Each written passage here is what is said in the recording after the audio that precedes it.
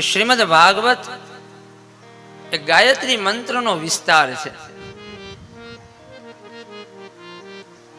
ગાયત્રી મંત્ર છે ઓમ ભૂર ભુવઃ સ્વઃ તત્સવિતુર્વરેણ્યમ ભર્ગો દેવસ્ય ધીમહિ ધિયો યો નઃ પ્રચોદયાત.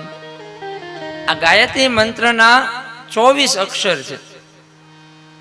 તો શ્રીમદ ભાગવતની અંદર ભગવાનના 24 અવતારની કથા છે. ભગવાન દત્તના 24 ગુરુઓની કથા છે. આ પ્રકૃતિના 24 તત્વની કથા શ્રીમદ ભાગવતમાં છે.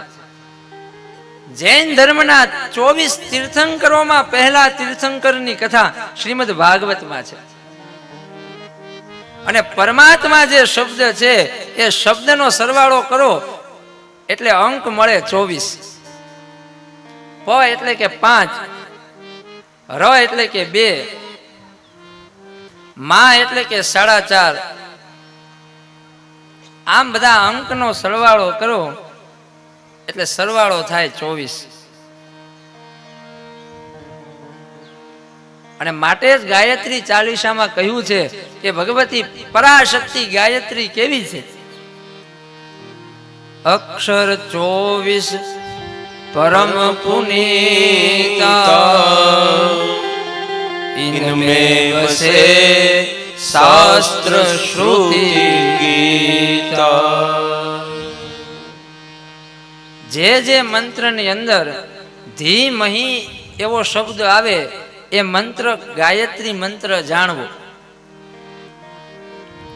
ગાયત્રી મંત્રમાં પણ કહ્યું ભર્ગો દેવસ્ય ધીમહિ, અને ભાગવતમાં કહ્યું સત્યમ પરમ ધીમહિ. ગાયત્રી એટલે શું? ગાયંત ત્રાયતે ઇતિ ગાયત્રી. જે ગાનારનું રક્ષણ કરે એ ગાયત્રી. અને શ્રીમદ ભાગવત શું છે?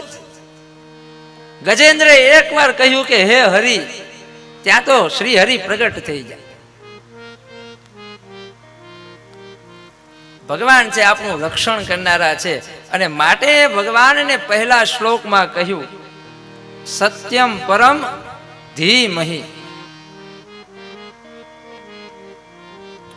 વળી પ્રથમ સ્કંદની અંદર વાસુદેવ ગાયત્રી પણ બતાવવામાં આવી છે.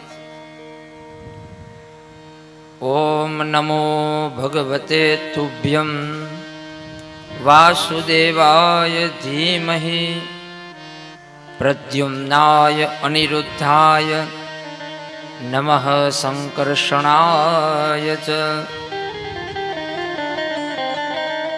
ધીમહિ શબ્દ એ બહુવચન છે. એનો અર્થ એવો થાય કે હું એકલો નથી, એ મારી સાથે છે. એવા પરમાત્માનું એ વ્યાપક તત્વનું પહેલા શ્લોકની અંદર વર્ણન કર્યું છે. આમ તો આ શ્લોક એટલો બધો ગૂઢ છે કે માત્ર આ એક શ્લોક ઉપર 7 દિવસ ચર્ચા થઈ શકે.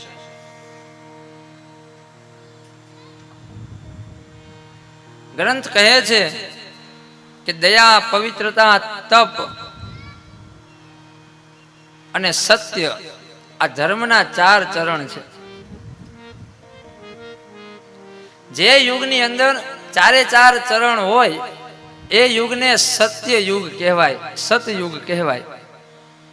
એમાંથી એક ચરણ કપાઈ જાય અને ધર્મ 3 ચરણ ઉપર રહે એટલે એને ત્રેતા યુગ કહેવાય. વળી પાછું એક તત્વ ઓછું થાય, 2 તત્વ જ રહે, 2 ચરણ ઉપર ધર્મ ઉભો રહે એટલે એને દ્વાપર, દ્વા એટલે કે 2, દ્વાપર યુગ કહે છે.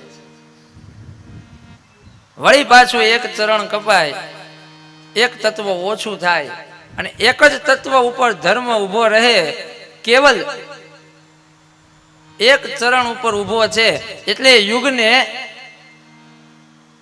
કળિયુગ કહે છે. આ કેવલ એક એટલે કોણ? આ કેવલ એક એટલે કે સત્ય. સત્યનો નાશ થાય તો જગત રહી જ ન શકે.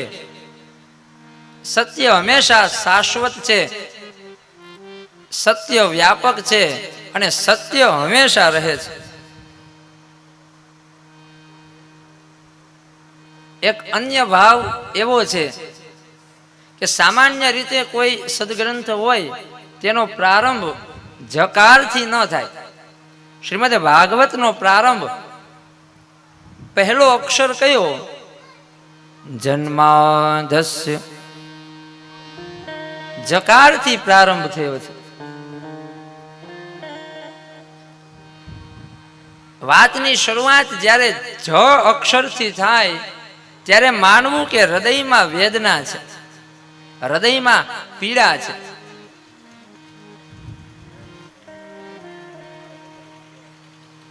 શ્રીમદ ભાગવતના ત્રીજા સ્કંદની અંદર વરાહ સ્તુતિનો પ્રારંભ જકારથી થાય છે. જીતમ જીતમ તે જીતમ યજ્ઞ ભાવનમ. કારણ કે ભગવાનના વિરહમાં જે તપે છે એ ભગવાનને યાદ કરતા કરતા બોલાવે છે, એટલે અનાયાસે જ જકારથી પ્રારંભ થાય છે. જ્યારે ભગવાને ગોપીઓની સાથે રાસ રમ્યો અને અચાનક ભગવાન અંતર ધ્યાન થયા, ભગવાનને કૃષ્ણને ન જોયા એટલે ગોપીઓ વિરહમાં વ્યાકુળ થઈ ગઈ અને ત્યારે ગોપીઓએ એક ગીત ગાયું અને ગીતનો પ્રારંભ અનાયાસે જકારથી થયો. ગોપીઓ કહે છે, જયતિ તેધિકમ જન્મના વ્રજ શ્રયત ઇન્દિરા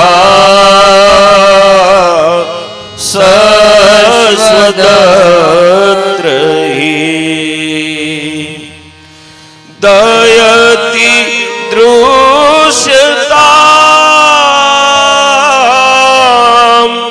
દીક્ષુતાવકા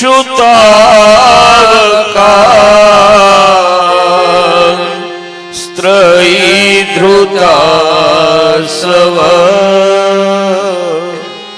ત્વામ વિચિન્વતે. શ્રીનાથજી આવજો તમે, વાટ જોઈ રહ્યા જ્ઞાનના બે.